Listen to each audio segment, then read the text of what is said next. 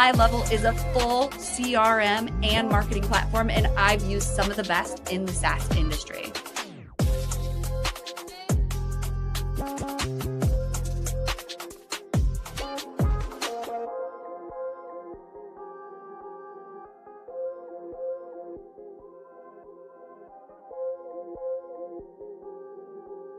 You know who made it.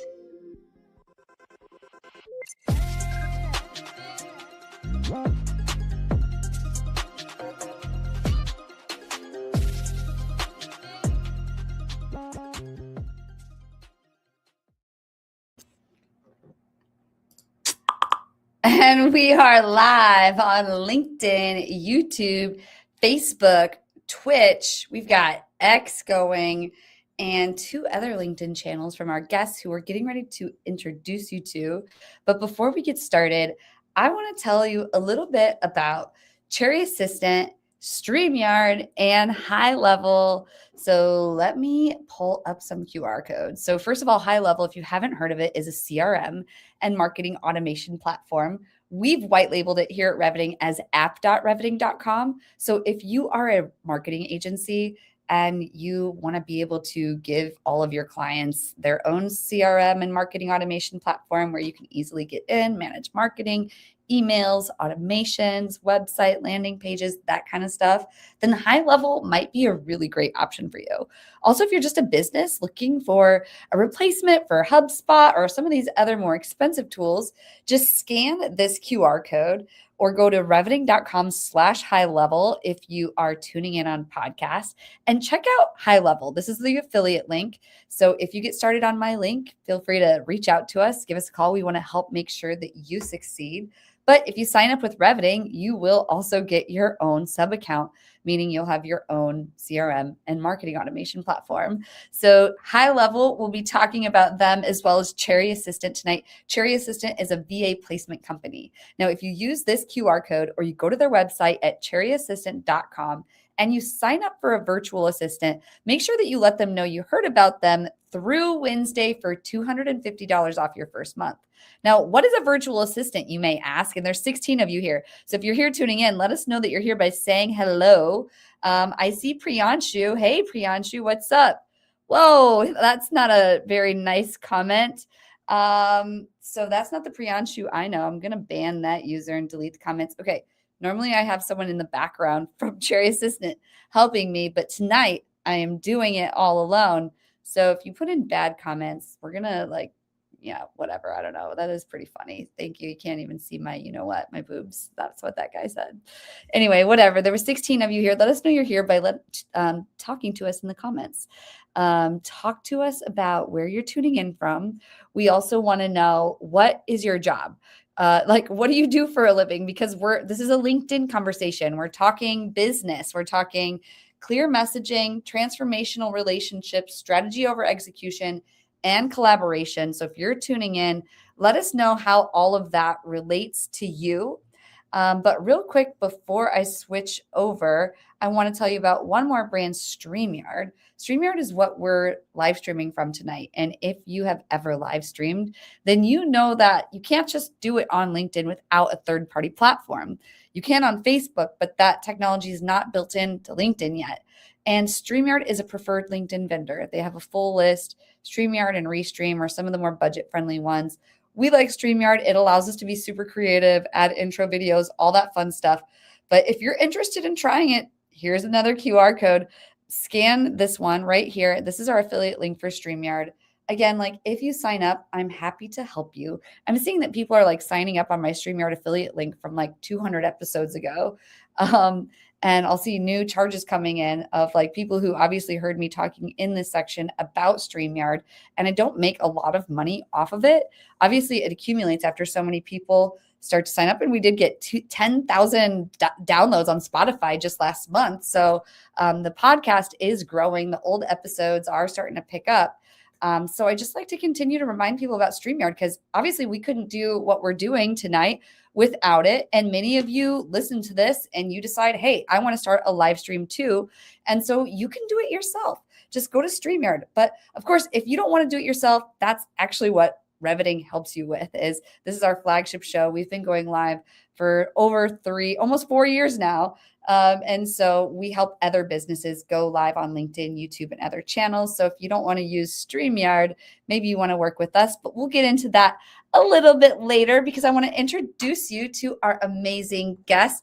Welcome to the show. We have Andrea and Terry here with us. Thank you so much for being here. Thank you very much. Absolutely. Yeah. Okay. So I warned you, good old fashioned Wednesday style. We want to know about you. The audience can go on LinkedIn. They can, find your resume and all of your professional experience there. But like, what makes you a real human? What makes you tick? People buy from people, not brands. So in 2 minutes or less, Andrea, could you kick us off and tell us about yourself? Yeah, so I was born on a winter's day in Wisconsin. I'm an Aquarius, which I'm pretty sure is the best astrological sign that there is. And I grew up in Wisconsin my whole life. And then I'll fast forward here to post-college. I went to a real small little college for marketing and art. And then I thought, I'm going to work in advertising because that was how big my world was. And I couldn't get a job in advertising in Chicago. So I was like, hey, Jessie, can we swear openly here? Yeah, it should be safe. I don't have Facebook connected. Okay. So I was like, fuck the cold. And in order to be able to survive, I wanted to live in California, but I didn't have the money or the connections or any job prospects, really. I had no skill sets to get a California job. So I defaulted to next to California, which is Arizona. So I spent the first few years of my life running an art gallery down here in Phoenix, Arizona, which is where I fell in love. Not instinctively with database marketing. So I sold dog art and I would collect what kind of dog you had and then basically market and sell you on the fact that like my artist had just painted a golden retriever. I didn't realize that it was database marketing at the time. But that's where I fell in love with the idea of databases and tapping into data to get the right message to the right person at the right time, which today we all kind of broadly say is marketing automation. So in 2011, I became a marketing automation consultant, did a bunch of Marketo and Salesforce implementations, optimizations, and had an exit at that company. It was called LeadMD, which introduced me to the guy that I work for now. And so I currently work at GNW, again, MarTech firm, implementing, optimizing MarTech. And I mostly specialize in GEO or generative engine optimization, getting you placed on LLMs. We like to be placed on LLMs these days. Yeah. Great conversation that we talk about a lot actually here. We talk about GEO all the time. We don't have it in the topics tonight, but it might come up. Okay. Terry, how about you? Could you please tell us your full life story? Here we go. I will sure do my best. Born and raised in rural Ohio, probably in the middle of a cornfield somewhere. Lived on a farm growing up. Learned work ethic from my parents, who are still working to this day in their 70s, probably harder than me. Grew up in the trades, so plumbing, electrical, roofing, construction. Learned all of those things. First job was at 14. Stayed really, really busy, working full time and doing homeschool as a teenager. Short stint in college trying to find myself. I was unsuccessful, and spent some time trying to figure out what business that I wanted to run or start. And I got into fitness. Moved to Nashville in 2009, grew our business, was able to grow it, scale it, franchise it, and then eventually sell it. Did the same thing with the construction business here. I actually did that to help my dad retire, which he also didn't do. So it's still working. And managed to buy Nashville Fit magazine about 5 years ago in the Music City Fit Expo and turned it into a media company and advertising platform to help businesses really of all scale. If I'm honest, I really love working with small business. The hunger is there, the passion is there, the personality is there. That is very life-giving to me. So I spend my time these days curating podcasts on our network. We have a very large podcast network, as well as doing business coaching. I'm a creative. I love being, working on the magazine side of things. I'm also married for 25 years, 4 kids and 2 grandchildren. So, that's me in a nutshell. Wow. 4 kids and how many grandchildren? 2. Okay. That's amazing. 2 little granddaughters. Aw. How old are they? One is 18 months and the other's almost 4. Wow. Okay. Young granddaughters. So cool. Oh, yeah. I love it. So behind all the business talk, we're all just actual human beings. It's always a good reminder. But let's get into our topic. So our first topic, I believe, is your topic, right, Andrea? I know we went through this back and forth for each show. Okay. So could you kick us off on why clear messaging drives revenue? Yeah, so this does tie into the GEO work that I've been doing. And the interesting thing about the robots is that it's really hard to massage what they come back with, right? So like once you start looking at the way that you are positioned in the marketplace, especially in comparison to your competitors through GEO, which just is like a level set. A lot of people are calling GEO a lot of different things. So generative engine optimization or answer engine optimization, AEO. I've seen some new acronyms coming out, but essentially the idea is like, how do the LLMs, the places where people are going to search for and understand topics like ChatGPT or Claude, how do they represent you and your brand? It's the measurement of that. It's the, frankly, manipulation of that and the improvement of that over time. So what you want to do is get mentioned a lot and you want to get mentioned at the top. So it's basically the same thing that you've optimized for years in Google through SEO, search engine optimization, except now with this new technology and the way that the robots see the world. And so the work that we're doing in that space highlights how terrible most B2B brands are at managing their reputation at a like global internet level. And the biggest area of opportunity there is absolutely in messaging and positioning. And it is costing a lot of companies a lot of eyeballs right now, where the interesting thing is we work with really big companies that are incumbent in a lot of categories that are very well known. CRMs, marketing automation, and their smallest competitors actually are often have higher visibility, more share of voice, and a higher citation simply because the way that they talk about their product to especially niche markets is so clear and straightforward.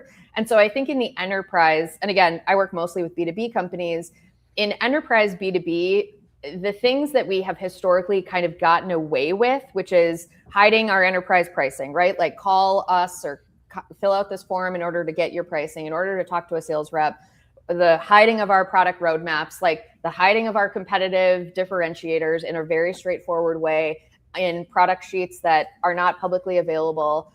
Like all that stuff is hurting a lot of enterprise brands right now. And so Brene Brown has a very famous saying, which is clear is kind. And I think like clear messaging is frankly, or the lack thereof, clear messaging is costing a lot of B2B companies money right now. Oh, yes, in so many ways. Yeah, absolutely. I see you nodding too, Terry. So before I say anything, what are your thoughts? I 100% agree. You see it, you really see it all over every industry. I don't know, it may be a little bit more prevalent in tech.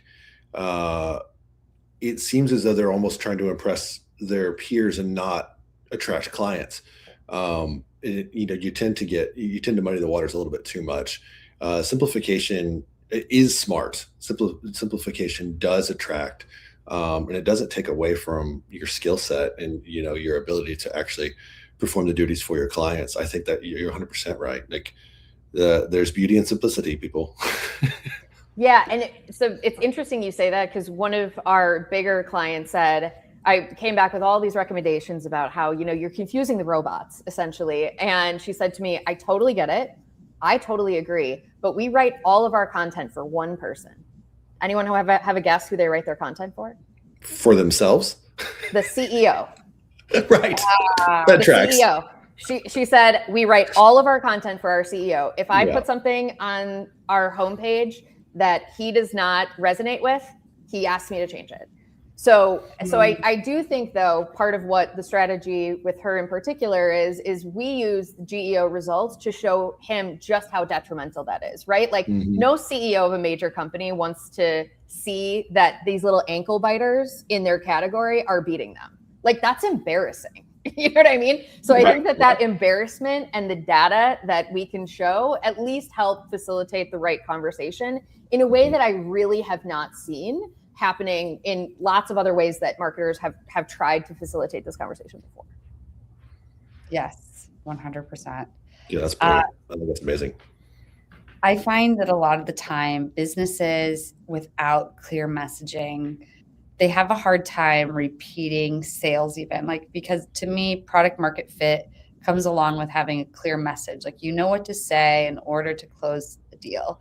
So like, we'll find that like people come and work with Reviting and we help businesses go live on LinkedIn, which is sort of a tactic. And we will do our best to implement it, but it's also based on your marketing strategy. So if you don't have the right message, you don't know who you're talking to, then running any kind of tactic is just going to amplify some sort of problem. So I don't know. I find if people are finding that it's difficult for them to close business, you know, it's probably time to go back to their messaging. And maybe they know exactly what they do and it's like super clear, but maybe you're not able to talk to the pain, or maybe you haven't really been able to define the problem. So I don't know. When I think of clear messaging, I think of product market fit, and working with clients who know their message is so much easier to help them as a marketing agency than those who don't.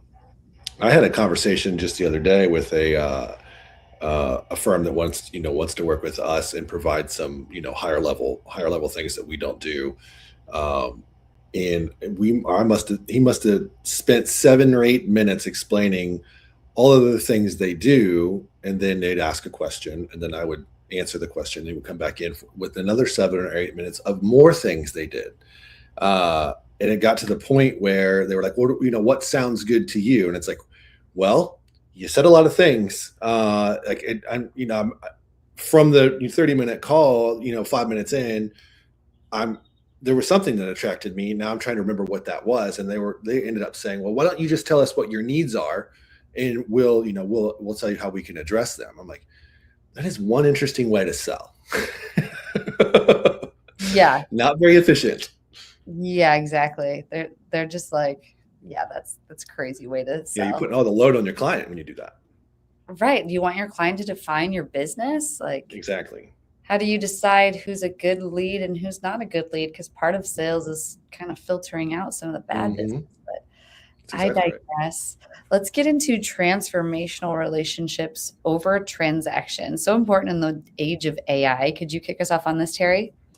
Yeah, I think it kind of bounces off of Andrea's point there, where clear messaging, what clear messaging does is it's helping the client understand, which can build trust and certainly build loyalty. The whole idea about transformational relationships is, sell from a space of actually understanding the person, right? I used to say this to my trainers years ago, is that they may come in and they may do their gym tour and they may hear about your services and your experience, but they don't like your price. And at the end of the day, whether they like your price or not, they should still leave your friend. If they leave your friend, what ends up happening is they'll go to the next gym or next studio or, big fitness center, and they'll realize that vibe's not off, or that vibe is off, or they're not aligning with the trainer that they hired.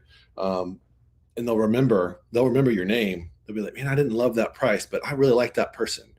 So the idea is about building long-term relationships that outlive the transaction, right? So that we're not just basically taking from one another, that we are actually delivering on actually true value. And sometimes true value is really just being an ear for frustration. Sometimes it's pivoting your own services to align more with their needs.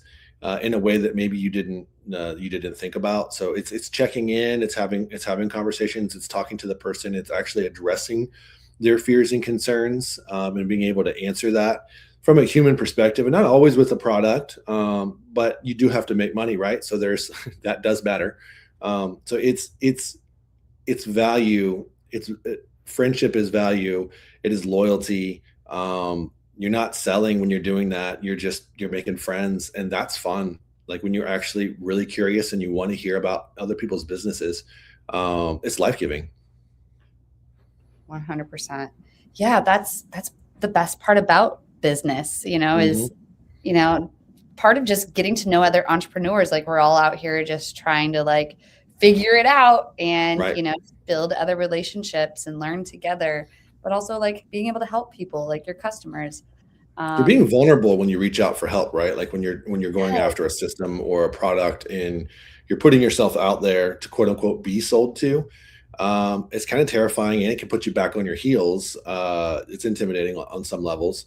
So giving that client that feeling of safety, right? Empathy, when they enter quote unquote the chat of sales and Yeah. understanding your product.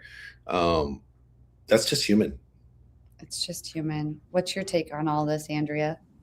I disagree totally. No, I don't. I would love to, but I unfortunately do not. Yeah, I had a couple of thoughts. Like one of the things that I always tell young people is I know that there are a lot of humans that really despise LinkedIn. I very much like LinkedIn, but that is because I think that, like anything, LinkedIn is how you curate it to fit the kind of life that you want to lead. And I think that really LinkedIn is the best networking platform on the planet for you to connect with people that you just meet at random conferences or throughout your day. And I truly believe that kind of networking that you're talking about here is career insurance, right? Like, especially in a space like you're in, where you're talking about somebody who has a gym or Orange Theory or something like that, like the walks of life that you get introduced to there, like I think anybody selling into anyone really has as much to gain from that other person as they do from you, right? So like the thing that I kind of can't stand, I'm in SaaS, and I find so many SaaS sellers that literally are just like, well, I'm selling marketing technology right now, so I need marketers, but tomorrow I might be selling something to HR professionals. So like, and I was like, oh, so you don't think that all those marketers know HR people? Or you don't think that, like, you're not seeing this as relationship building, you're seeing it very transactional. And so you're getting transaction back. And I think that that's true. Like when you really have, and people say this all the time about content marketing too, like you need to actually be helpful to people. And when you come from a space, not to get like woo woo about it, but like when you come from a truly open, helpful space, when you give to them, you will get it back. Just the energy that you provide will get you back and benefit you in the long run, even if it's not meeting your short-term goals of like, oh, I didn't close that sale today. Be open and curious, and you'll get it. I would also just say that I get a lot of pushback when I talk about networking from people that are like, well, I'm an introvert. I am one of the biggest introverts that exists on this planet. I guarantee you. I do not like doing things like this. Like this doesn't fill me up. I'm going to be exhausted after this and have to go lie under my cover. Like I really think that like you can use whatever excuse you want to not go put yourself out there because it's uncomfortable. But like really there's no excuse. Like meet people, chat with them in LinkedIn chat, just be helpful, reach out on an ongoing basis when you don't need something. The minute that you reach out to people because you need them is the minute that they're not going to respond to you. So like you have to be nurturing this relationship like any other relationship in your life. Professional relationships are no different. Mm-hmm. Exactly that. Exactly that. Yeah. I mean, sorry, I wish we could disagree. Maybe the next half. Partially why I really like personal branding and like live streaming, because it's more human, more interactive. It's kind of vulnerable. You know, we're out here on real time. Don't know if we can drop the F-bomb or not, you know, stuff like that. But like that is part of my personal brand. Hey, and you know what? I'm relatable, you know. People who cuss, actually, there's like research that we close more deals. And we're smarter. I'm just saying. if you're a pious person and you're like, oh, I never swear. Well, the research shows that those of us that swear are smarter. So yeah, so stick that in your pipe. exactly. But yeah, no, all really great topics. And we've got 2 more awesome topics. We've got Raja here, or Raha Walia. That is true regarding her being. That's my boss. Don't even pay attention to him. Oh, okay. Tell us more. Thanks We for want your to know support. more. I love it. See, this is why we like having you stream on your channel, because then your audience gets to see this too. Which, by the way, if you're tuning in, I see there's about 30 people total across channels right now. Let us know you're here. Drop a comment. Let us know where you're tuning in from, what you think about the conversation. We've talked about why clear messaging drives revenue, transformational relationships over transaction. Next, we're going to be getting into strategy without execution doesn't scale. So let us know in the comments what you think about that. We're going to get into that right after this brief message from our sponsor. This is Mike, also known as Clean with Mike on Twitter. Mike hired a virtual assistant from Cherry Assistant about 2 years ago. Now he has a $50K per month business fully managed by a remote operator in South Africa. His VA from South Africa does the following: closing inbound leads on the phone, Yelp and Google and Facebook, manages his CRM and Go High Level, deals with rescheduling, cancellations, any issues, hires and manages the cleaners, and sends them daily reports and updates. Mike has a fully cash flowing business managed by a remote operator for only $8 an hour. You can also hire a US equivalent worker in the Philippines, South Africa, Latin America for a fraction of the cost with Cherry Assistant. Be like Mike and grow your business with offshore staff.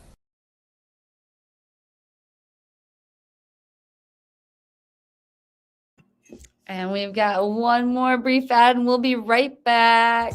At Reviting, we help B2B founders, executives, brands turn their live streaming into a real revenue channel. One live stream turns into a podcast. It turns into a social clip. It turns into email content like a newsletter and actual sales conversations. You get to have a lot of conversations with people when you have a podcast or a live stream like this.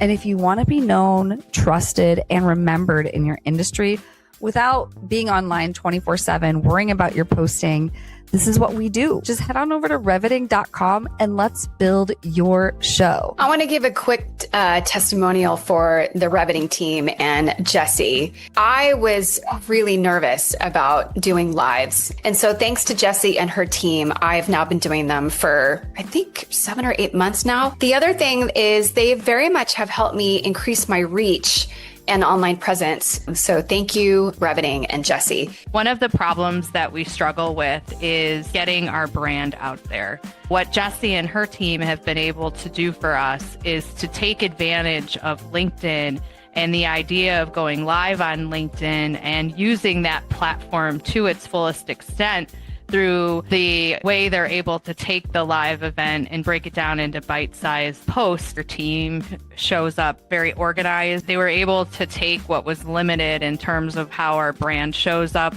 but actually turn that into visualizations for the different shows, the video clips that are being taken, as well as the content within the posts themselves.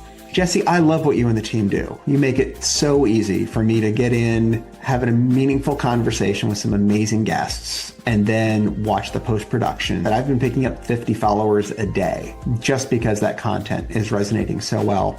And I've had a number of people reach out to me who want to be guests on the show. So it's working across a lot of different channels for me, and I can't thank you enough.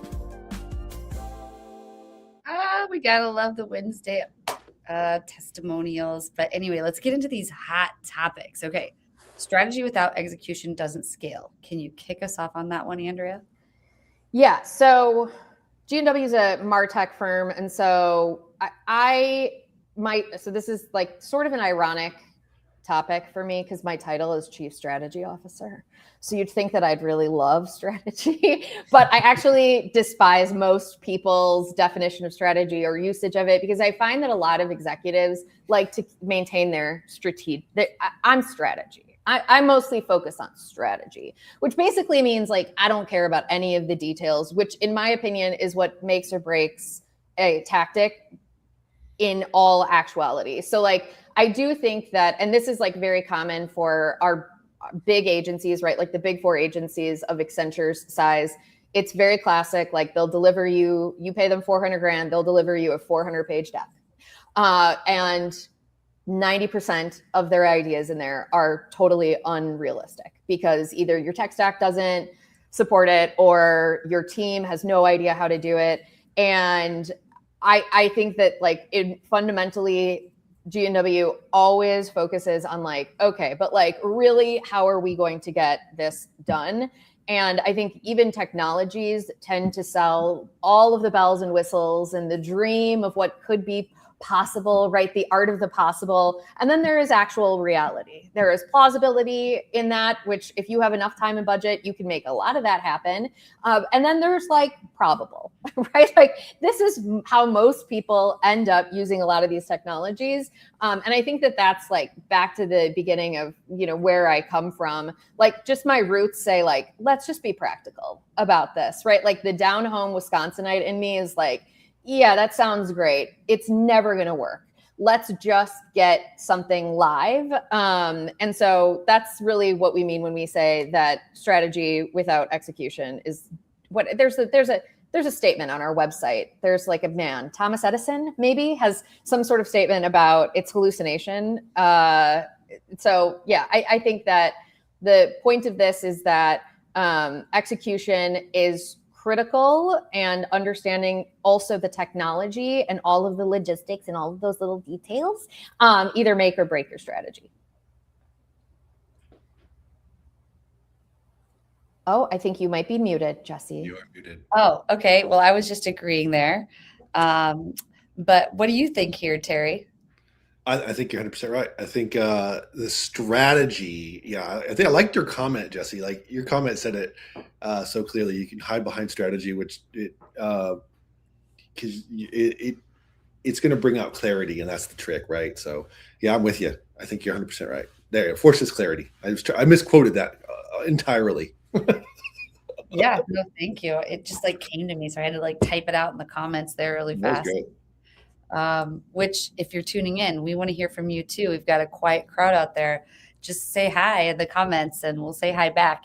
But yeah, no, I completely agree here. Strategy without execution, gosh, you gotta take action. And I feel like sometimes people are afraid to take messy action. Well, and I'll give you another example, right? Like we're working with somebody on a strategy. I would say like there's also the difference between capital S strategy and lowercase s strategy, right? Like the strategy to create a new product or a new feature for your product or enter a new geography, right? Like we're going to start selling to APAC. That is like capital S strategy. Pricing strategies of going into a freemium model where you're going to do a PLG motion, like that's capital S strategy. And then I would say something like, how are we going to use lives to generate leads? That's lower S strategy, right? It's still important. It's strategic in a different kind of way, but very, very finite. And I think that what ends up happening a lot of times, even in lowercase s strategy, is people invest a tremendous amount of time on the big master plan, right? Like I'm going to create myself an annual content calendar. Like I hate things like that, especially in the age of AI. Like I think that the thing that not a lot of people talk about with AI is not necessarily about even how it can help us execute better, faster. It is about how it is changing the fundamental way that our buyers see the world, right? So like in the GEO example, people in B2B no longer go to Google first, like at all. Everyone at this point is going into an LLM and asking for a short list of vendors, asking for your pricing. Like what AI has done to buying behaviors has completely shifted. And therefore, if you're working off of a content plan that you created in January of this year, I think you are way, way, way behind the 8 ball because the market has already shifted. So I just think that what AI has done to marketing is force us to be in market really rapidly, learning much faster, and it makes learning faster, which is what's great about AI. But like that is more of the behavior that marketing teams need to demonstrate, is like they still are, especially at enterprises, getting really bogged down with the plan and all of the little strategy components of every single tactic. And it's like, we got to get into the market. Like, I don't care what we think is going to work and what we don't, because the only opinion that matters is the one that's giving us money. So like, I need to get into the market right now and see if this is going to resonate with people or not. Yeah, that's a great point. It almost feels like chronic analyzation. We're always reforming and correcting and changing, and never moving. And right, it never gets out into the actual market. You're just constantly internally shifting little things or arguing about whether this word or that word, and it's like analysis by paralysis. You just gotta ship it. Just get it out. Yeah, that's right. I see the same thing with like live streams. It'll be like, you know, we record this live stream and it's like, it is already out there because it went live, you know, but then we were repurposing it to podcast and it's like, oh, but I said this. It's like, it's a 40-minute conversation. You said a whole lot of things. Like, just get it out there. I mean, come on. In B2B, like, you'd be lucky if 100 human beings ever see this. Like, that is just the reality we live in. Easing to the algorithm. Just get your titles and your keywords out there and just distribute your content. Perfection is an illusion. Yeah, like you are the main character in your story, but not in anyone else's. It's actually really hard for anyone else to give a fuck about you. Like, it's hard, you know, like really hard. It is. Yeah. Everyone should give a fuck about me. And if you don't, like, you can go subscribe to my newsletter right there, reveting.com. Nice segue. I mean, wonderful. It couldn't have gone better. Yeah, give a fuck about me. What the fuck? I'm going live every goddamn week. Pardon my French. But here we are. You just made a promo that you need to run. Right there, that was it. Yeah. What minute marker are we? I gotta send that to my video. I believe it was 36. Okay, yeah, we're at about 36 minutes when it might drop all my F-bombs and that was awesome. But yeah, no, before we get into collaboration is required for growth. Any more on strategy without execution doesn't scale? I feel like you can stay on this subject. I mean, you can spend an hour. Man. Yeah. That's a good one, Andrea. Love it. It was a good one. I'll be honest, like we've lost business, and you know, like you can talk about whatever. Maybe we didn't have their videos like organized in some folders or something like that. We like screwed up, or like maybe the guest canceled, you know, like there's things that happen. But the ones that do, we look back and it's like, I don't know if any marketing tactic would have helped that, because like the strategy just like wasn't there. Like, who are we even targeting? What was the offer? Does anyone know how you sign up for that person's program? Yeah. Like, well, and so like I'll give you just a few quick examples that speak to that point. One, LinkedIn did research about how often, because they can see who seller. So in the LinkedIn product, you basically have sellers in Sales Navigator creating lists and targeting people into their LinkedIn mail, right? And then you have marketers over in the campaign product running campaigns. Both of these teams are creating lists. Those lists never talk to each other in the system. Shout out LinkedIn. You could make this easier for everyone if they did.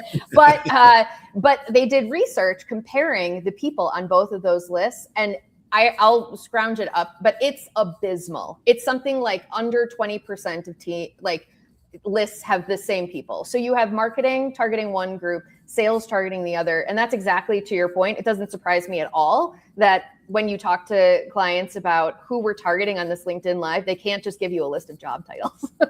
Doesn't surprise me at all, because sales and marketing teams are not aligned on just the very basics of like, who would you say should buy our stuff? The second thing is, I don't know why. My husband owns his own business, and we talk about this all the time. I don't know why people are making it so hard for me to give you money. Right. I don't know why I have to talk to a salesperson when I've already bought this product 4 times at 4 different companies for 4 different clients. Like, why do I have to talk to your sales rep? I know exactly what I want. I probably know more about the product than they do. Like, Don't force me into your cycle. allow me to have my own cycle, which is the same thing, not to bring everything back to GEO, but I just love this topic so much because that's the big thing that happens with GEO, right? Is like, you want to control the pricing conversation. You don't anymore. Like, you never did, but you at least were able to pretend you did with your executives because you have a pricing page. But now GEO, like, LLMs will just lie on you, right? So like, either you tell your prospects what your stuff costs, or when they ask an LLM, they're going to get it from some random Reddit thread, or it's going to straight hallucinate and make it up. And you might not like what it says. You're pretty likely not to like what it says. So like, you need to be more transparent and treat buyers, I think, with a lot more respect. Amen. Because they're in charge. They are in charge, 100%. Was that a clap I heard? It Yes. did sound like a clap. It sounded a little. I'm imagining like the 18-month-old back there. That's one of the grandkids, you know? I totally agree. Yes, Andrea. I don't know what you're saying, but I agree. Yay. We do, yes. Yep, 100%. 100%. All right, well, let's transition into collaboration is required for growth. Man, because I can really stay isolated as a founder. I can just be I think we all can. introverted. Yeah. So, but I need to collaborate to grow. So tell me about that, Terry. This kind of comes from my own like personal story. Before, and I'll just take it back to 2016. Like, before I owned the magazine, we made it a media company and did all that fun stuff. We siloed ourselves in our gym, in our boutique fitness studio, and I guess not intentionally. And then enter the founder of Nashville Fit here locally. His name is Ryan Freebing, and he got the ball started in 2015, and then I observed what he was doing in 2016, and I thought, man, this guy's doing what we all should be doing. And that's getting out of our box, right? It's getting out there and finding a way to, maybe have some fun in our industry with our industry peers, maybe learn from them, certainly, build relationships. And he was doing a great job of that. He was getting all of us gym owners out for competitions, for social events, really just all kinds of stuff. And I thought, that is such a great idea, because we become a family, right? In a local fitness industry here in Nashville, Tennessee, which is, it's a big city, but it's got a very personal, very small feel inside the fitness industry. We're coming up on our Music City Fit Expo, largest fitness expo in the South, 10,000 people, 150 vendors. And it is a fitness family reunion for us, because we have collaborated. We've all worked together. We've been in each other's gyms, or we're taking our buddy's supplement that he developed, or whatever it is. We're coming alongside them, and we're finding a way to work together. And you see this now even in the bourbon industry. I do like me some bourbon. That you've seen the drop off of sales post COVID, and with non-alcoholic drinks, THC drinks, things like that coming on the market. You've got some of these legacy brands, large brands, like scrambling and shutting down production. You've got smaller, more agile brands able to weather it a little bit because they're less leveraged. But what you're really starting to see is some really cool collaborations. As opposed to them trying to put each other out of business, they're like, well, what if we create a product that boosts both of our sales? That type of stuff, people figure it out, is money. I like to draw the comparison to the music industry. You go see your favorite band, and you're going to watch 3 other bands open up for said band or artist that are similar but not exactly the same. That's collaboration. That's exactly what we're talking about. If you can find a way to engage with somebody in your industry, and maybe it's just to vent about terrible clients.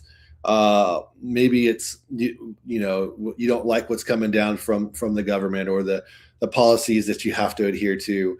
Or maybe you create a really cool super product that you both can win at delivering to your clients, and your clients will win because of it, because you actually worked together. That's the stuff we're talking about. Yeah, 100%. What are some of the best collaborations you've ever been in, Andrea? Me? I don't Yeah. collaborate with the enemy. Why would I do that? No frenemies? No, I mean, I do think your competitors most likely have the same common enemy. And it is fun to vent with them. And I also think that no business is exactly the same, right? So Terry's kind of talking about what I assume is like an agency that was trying to sell him. And agencies are sort of notorious for this, where it's like, we can do everything. What would you say you need? Oh, we do that. What industries do you focus on? Well, what industry are you in? Oh my God, we have plenty of clients in that industry. So like agencies are kind of notoriously very bad at saying what we do and do not do well. But like there are answers to those things, and our competitors likely do something better. And I think it goes back to the relationship point and the transactional nature of the way that most people see buyers and sellers. But like the truth is that we give business to our competitors or people who are in businesses adjacent to ours all of the time, because like we're just not the best fit. And if we're not going to crush an engagement, I don't want to have anything to do with it, because especially in all businesses that I've ever heard of, like a bad reputation will spread way faster than a good reputation. So like, Right. I don't need a client that I can't service and crush, because they are going to go tell 10 people I did a bad job. And so I think it's important to know the competition really well, to get to understand what they are exceptional at, so that you look like a good partner or resource for somebody to say like, hey, we're not really the best fit for you. Like you should go talk to these people. I really think you're a better fit for them. And that can often even just be a vibe. You know what I mean? Like I sometimes, like we quite obviously have like a more down home, like if you have a lot of bureaucracy and you don't want to talk about it in a real way, like my team is probably not the best for you. You know what I mean? Like, cause we're going to want to get shit done, and ideally fast. Like we work with enterprises, and like getting shit done slow in an enterprise is not that big of a deal, as long as the team that we're working with directly want to have like real honest conversations about what we can and cannot get done. That's how we operate. But there are plenty of agencies that want to blow smoke up your ass and send you a 400-page PowerPoint deck. Like I can give you those too. It's true. Yeah, no one wants your PowerPoint deck anymore. Yeah, no, these are all great. I think of BDEX. I'm a fractional CMO there, and they're the consumer data exchange platform. So they have frenemies that they collaborate. So, Snowflake and Lotame and LiveRamp, they're all different data companies, and they're all in competition, but they all also support each other because they buy and sell data from each other. So it's interesting. And I think that sometimes your competitors can be really great collaborators too. Like Melanie Borden, I wouldn't necessarily call her a competitor, because she's on a different level. She's also not doing live streaming. She just helps executives build their personal brand on LinkedIn. But her and I have built a relationship where we could have just like gone out there and been like, oh my gosh, you're doing the same thing as me. I'm going to stay away from you. We kind of leaned into it. And, like if I have someone who maybe I feel like she would help better, then I'll send them to her, and vice versa. I think it's good to have collaboration, even with your competitors and your frenemies. But collaboration, even like internally, I feel like with teams, it can get lost, especially in this day and age with like remote work and, AI. I was going to say, everyone like thinks that collaboration means talking to Claude now. Like, yeah, exactly. It's true. It's not exactly the same thing. Oh gosh. I mean, It's you can definitely ask Claude to be like your focus group and be like multiple people, but Yeah. yeah, Sometimes, I think the collaboration within the company, for certain individuals can feel intimidating. I've had that conversation within my own organization where, hey, like we want to get all the creatives together and let's hyper focus on making this thing better. And then I got a phone call from one of my staff members, and she's like, "Gee, I just have to ask, like, are you mad at me?" I was like, "No, why is that?" And she's, "Well, you're asking to, kind of come in on this project." And I was like, "We were coming in on this project to help you make it better, like, to enhance it, not to rob you." it's interesting internally for sure. Externally, there's no way you're going to be able to service everybody on this planet. And if you're working really hard to get a lead and you're holding on to that lead with white knuckles, that desperation is going to show, and they're going to let you know, like, hey, your desperation's showing. That's going to come out in all kinds of ways. Yeah, it definitely will. You don't want to reek of desperation. No. All right.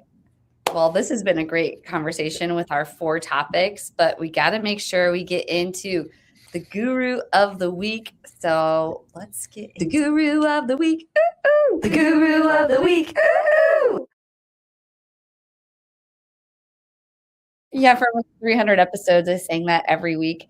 But I'm going to pass it over to both of you so you can tell us about your guru of the week and who we should go follow.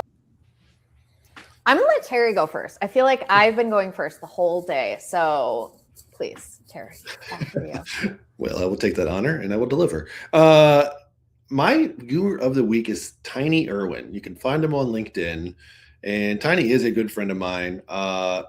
He's a next level executive coach, but he's also the owner and curator of the Southern Whiskey Society, and he and I do work together on that in all of my spare time.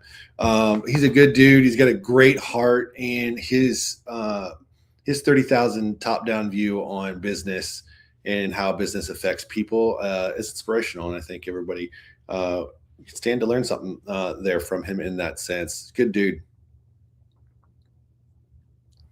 That sounds great. So I'm like B2B marketing girly. And so I have Carrie Lou Dietrich. I actually don't know how to pronounce her last name, which I feel terribly, but like, she's like Carrie Lou. So you just know her. She's like Shaq, I guess. All right. But yeah, Carrie Lou so she is part of the team that took Atlassian public. She was on their marketing team. And and she's like a fractional kind of advisor in marketing for lots of the big B2B brands that you know. And one of the things that she does exceptionally is that she will do these like deep research projects and then post about them. I think she posts on Medium, and then we'll post about them on LinkedIn. And so she doesn't post a lot, but every time she posts, it is full of incredible information. I would also because I am a big information person. I think that, as I said, marketing is changing constantly because buyers are changing constantly. And so I really think it's important for any marketer worth their salt that they are constantly following people who are publishing really interesting, insightful commentary about marketing. And I think Carrie Lou's perspective is just very, very unique, and her ability to take the time to really think through these things and explain her perspective is unique in the marketplace. So I love her. I'm going to give her a follow. Absolutely. I'm going to give both of them a follow. They both sound really awesome. Thank you so much for sharing.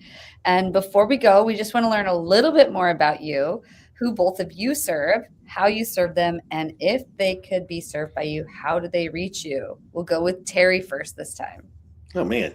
2 times. Put it on the spot. I serve the small business to mid-sized business owner, that entrepreneur out there who is they've gotten this far, but they need help getting to the next level. I love serving them. I love helping them out, and it brings me life to do so. Do it every day. Y'all can find me on LinkedIn under my name, Terry. It's Terry Barga, which looks like Barga, but is actually Bargy. You can also find me on Nashville Fit on Instagram, or KTerryB on my personal Instagram. Nice. I'll go next. So I'm Andrea Lechner-Becker. You're going to have to copy and paste it. Okay. It's a mouthful. Most people think it rhymes, but it doesn't quite. So it's really obnoxious. I got married and I hyphenated, and I've thus made everyone's life miserable. However, the good thing about it is I am literally the only Andrea Lechner-Becker on the planet. So I'm impossible to mistake for somebody else. And I am always on LinkedIn. Again, GNW, I've talked a lot about what we do, but I'll just reiterate that we love MarTech. And I, in particular, if you want to talk to me on the phone, I pretty much exclusively do GEO projects these days, which I obviously am all hyped up and passionate about. And so, yeah, I'm on LinkedIn all the time talking about all of these things. Don't go to my Instagram because it's private. So LinkedIn is the only place that you're going to be able to get a hold of me. So DM me there, and I accept all invitations, right? I love connecting with people on LinkedIn. I am not a snob at all about that. Although I do have my profile set. Here's just a tip, right? I find that so many people don't know how LinkedIn has their stuff structured. Once you move your profile to this like influencer profile or whatever they do at a certain level, it will automate to like follow. Don't just follow me. Like click the 3 buttons, go over to connect and connect with me. I don't need a message. Just connect with me. I'll connect with you back. That way we can actually message each other. Otherwise, you won't be able to message me unless you pay LinkedIn for it, which I don't want you to do. So just do the extra 3 buttons. I'm sorry you have to do that. I didn't know it was going to happen when I changed my profile like 4 years ago when I did that. So that's where you reach out to me. I love it. Yes, such a Appreciate good all that help. You don't need to send a DM. Like we don't need any more DM spam on LinkedIn, everybody. No, and don't pay LinkedIn. Like I said, I got beef with LinkedIn and how they have everything structured. I do like LinkedIn, but I feel like here's the problem with me. I think if I ran all of the product in the world, everything would be so much better.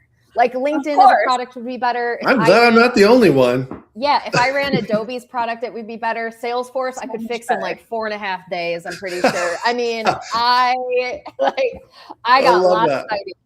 Yeah, 100%. Well, we can fix all of the SaaS problems in the world in the next 3 minutes. No, I'm just kidding. But really, this has been a really good episode, whether we fixed any SaaS or not. That's a note to SaaS to get off their SaaS, because honestly, I think SaaS is going to die because of Claude, Codex. They're just going to anyone can go out and copy your SaaS. So it's just going to come down to personal brand, in my opinion. I digress. That's a hot take. That's that a is hot take. Oh, That's a great thing to end on right there. And that I will do. I will see you backstage, but everyone else, I will see you next week for another great episode. Peace out, everyone.